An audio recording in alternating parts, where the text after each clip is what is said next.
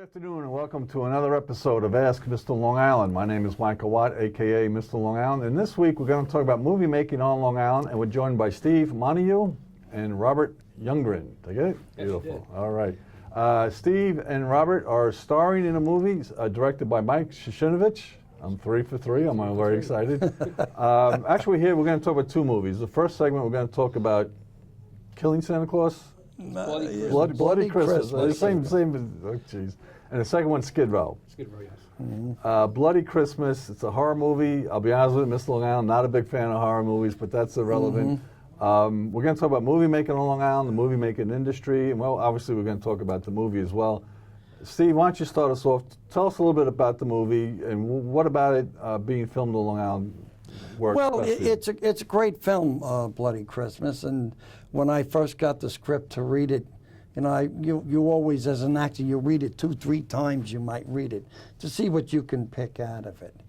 And as I spoke with Mr. Shershenovich about the production of the film, he said, "Well, I'm going to have Robert Youngren," which I was very pleased to hear in the film and all of that, because one of the big things about making movies on Long Island is you want to have the best of the best that you can get. Okay. And he really picked out just a great cast of people to play characters. And now, do you feel that the Long Islanders really understand that there's a movie-making community here? Not too many people know that. Okay. And every once in a while you will see film in production in all towns all over Long Island, from Nassau all the way out to the end of Suffolk. And they're not aware of it, so they get delightfully surprised, like, oh, look at that, I mean, the Hollywood films, yes, they come. Right. But the thing about that is that there's a lot of promotion. It's in the New York Times, it's right. in the Post, the Daily News, Newsday on Long Island. So it's a little different, but with your independents on Long Island, you never know where they're going to show up. Well, Robert, what about for you, making movies on Long Island? How does it work? Do you like it, not like it? I love it. The thing about independent movies, and that's really the only opportunity we have, is independent movies. To break into, union movies and stuff like that, we don't really have an opportunity to do that. So, but there's a large independent group of people that make independent movies. I'm on Long Island. On Long Island, a lot. Mm-hmm. You have great schools. You have 5 towns. You have Hofstra University has a great film program. So there are a lot of these students. They start with student films, and then they move on to do their own production companies, and then others just make movies. Well, you mentioned Hofstra. I mean, Francis Ford Coppola went to Hofstra, and yeah. one of Yes, the greatest he did. movie makers of all time. So it's kind of in our DNA. Yeah, well, absolutely. Yes. And I've got 54 IMDb credits right now. Wow. And about 50 of them are all Long Island projects. Where's your favorite place to film on Long Island, or do you have one? Well, I've done a lot of filming in Queens, Okay. because that gives you the city backdrop that you need. But I also like to film out in some of the small towns. Right. Along the North Fork, they'll shoot some films. And the fascinating thing about Long Island, you mentioned Queens, which is part of Long Island. People, Right. you don't go over a bridge coming out of Queens. And earlier this year, I actually did a bike ride. I started in Midtown Manhattan and staying on Northern Boulevard. I rode the length of Long Island to prove a point that you have a Queens, but you also have an Aquabog and a Mattatuck. Oh, absolutely, And Cutchogue. yes, So I would yeah. imagine from a movie making standpoint, it's really like an unlimited supply of backdrops. absolutely. And not only that, if you want country, if Yeah. you need down south, you've got plenty of open space out there. You've got cornfields. You've got wine vineyards. Sure. You have everything, barns, whatever you need. Even the livestock is out there. There are farmers out there that'll say, what do you need, a couple of horses and a cow? And they'll bring them. I was actually on a goat farm this past weekend on Long Island in Peconic. Yeah. So, what other part of the country has all those different backdrops just in one area? Robert, you mentioned you did about 50 different movies on Long Island.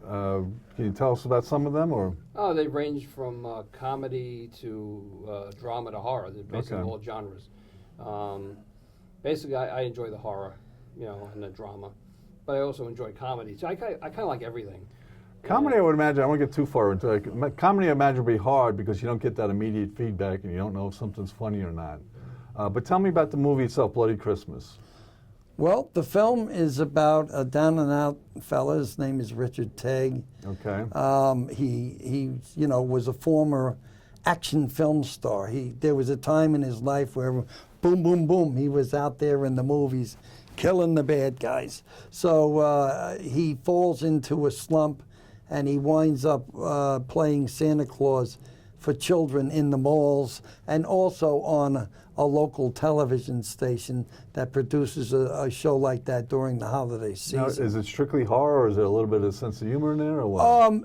It's a very good blend, I would say, Okay. of humor, horror, and there's drama in it. There's drama, and the drama, my part brings out a lot of drama. His part also brings out a lot of drama with a very strong lean towards the horror end of it. And where would people want to watch this? How would they get a copy of it? Where do you plan on showing it? Oh, well, it's been shown. I know that. Okay. It has had many showings. Oh, cool. All right. It's also, you can go online and look Okay. up Bloody Christmas. Bloody Christmas. And you'll find it. Terrific. It's there. All right, we're going to take a quick break. We're going to come back. We'll talk a little bit more about movie making on Long Island, and then we're going to talk about Skid Row, which is your next endeavor. You're watching Ask Mr. Long Island with me, Michael Watt, a.k.a. Mr. Long Island, and we'll be right back.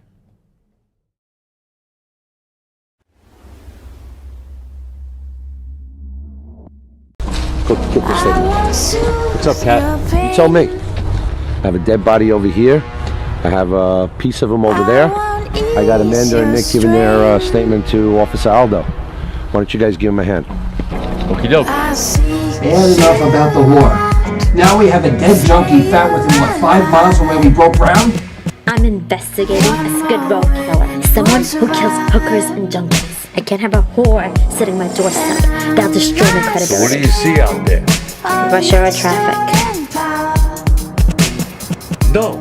You know what's out there? Psychos, maniacs, cop killers, pedophiles. If somebody's jumping off our people, it doesn't matter. You're already dead. You're a dead man walking. There's a girl upstairs. She's with a cop. Okay, as much as I don't like the guy, there's no evidence to suggest he was involved in my attack. Or that he's some kind of a homicidal maniac. I meet all types of crazy stuff. How much I love you, moving in with you, adopting kids. And I hope to God that these murders are not connected. I'm not bad, I'm the good guy.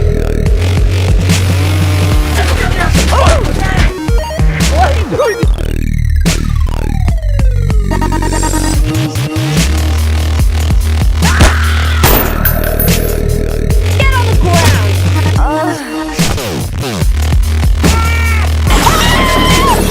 Everything.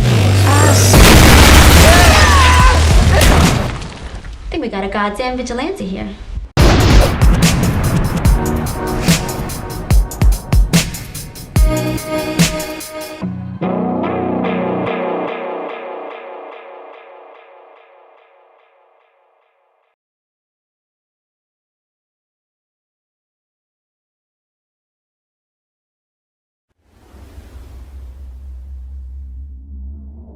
Good afternoon and welcome to another episode of Ask Mr. Long Island. My name is Michael Watt, a.k.a. Mr. Long Island, and we're continuing our discussion about movie making on Long Island, which is a fascinating topic because it's not necessarily something you would associate with Long Island. You think movies, you think Hollywood, you think New York City, but, our guests are Robert Youngren and Jason Hernandez. Thank you for joining us, gentlemen. I really want to get right into this, though. Long Island and movie making, you're releasing a movie called Skid Row, and you filmed most of it on Long Island? All of it was shot on Long Island, yes. Talk to us a little bit about Skid Row and talk to us a little bit about making movies on Long Island. Well, Skid Row was Michael Shershenovich's second feature film. Okay. And I was in his first film also, Bloody Christmas. And in this film I played a mayor who basically is not so honest. Okay. But the film basically takes place about a vigilante that's going around taking care of bad people, and it's pretty gruesome the way they're killed. But making the movie was great. I mean, long hours, but everybody worked hard, and it was just a really good experience all around. Now, when you make it on Long Island, is it identified as Long Island, or is it just that happens to be the background? To be honest with you, I don't know. Okay. I mean, it's not, is it essential to the story, or? I don't think we ever established. Okay. So it's the point I'm trying to make is Long Island doesn't have to be about Long Island to be filming a movie on Long Island. It's just a movie about a character, and you know, it could be anywhere. And the versatility of the Long Island neighborhoods. You know, we were talking in the earlier segment about you could film one in the morning in Queens and that afternoon on a farm out in Riverhead. What other part of the region has that? We were talking also with Skid Row, there's a lot of stunt action in there. Jason, you do a lot of the stunt work. You want to tell us a little bit about what it's like to be a stuntman? Oh, it's pretty brutal at times, but you know, once you see, you know, the aftermath of what you did, it's you know, always worth it. You know, we did all the stunts ourselves, and I'm basically, my whole scene is trying to run the main character over. Okay. You know, literally trying to run her over, and she's literally jumping out the way at the last minute. You know, there's scenes where we're driving up the hill and she's holding onto the hood of the car with just her fingers, you know, and I'm worried any minute she's gonna go flying off this car, and you know, we're gonna leave the set with manslaughter charges, you know. So well, she did a great job. You know, she was bruised up by the end of it. She did all her stunts herself. So you know, there's a certain level of courage required to be a stunt person, but I would imagine it's multiplied to be a stunt person on a low budget film. Yes. Oh yeah. Yeah. But but it's exciting, and you film it, and you're doing the stunts yourself, and you're doing it on Long Island. That's really cool. What do you like about filming on Long Island? What's the best part of it? Best part of it's close to home. When I'm done shooting, I can drive home, and I love that. Yeah. The big thing is there's so many great locations, and there's a lot of talent on Long Island that isn't tapped anywhere else. So we have a great pool of talent, and it really is. We're close to everything. We're close to Manhattan. If we have to go to the city for anything, we have everything out here. So. Do you see Long Island becoming? Now we're talking about like they have Grumman Movie Studio, though. You know, they do the live TV shows broadcast from there. I think Peter Pan, The Sound of Music, or the old Grumman facility in Bethpage, and you have film commissions. You have Long Island has 5 different film festivals. Do you see Long Island becoming known for its movie making? I think it's growing. Yeah. Big time. I mean, 8 years ago, I started acting 12 years ago. Okay. And it was very little. And now there's film festivals almost every month, so they are growing, and there's a lot of filmmakers from here, and they're getting better. You know, they do compete with, I believe, world-class films. Is there a community? I mean, you know, it's hard to pinpoint, but like my son's a comedy writer. He lives in the city, and he associates with other comedy writers. Is there a film community on Long Island? You know, it's a small group of people, but everybody knows each other, and most people have worked on other people's films. Right. So it is a small community. I mean, there are a lot of people, but it's a tight-knit group. And I work with Mike.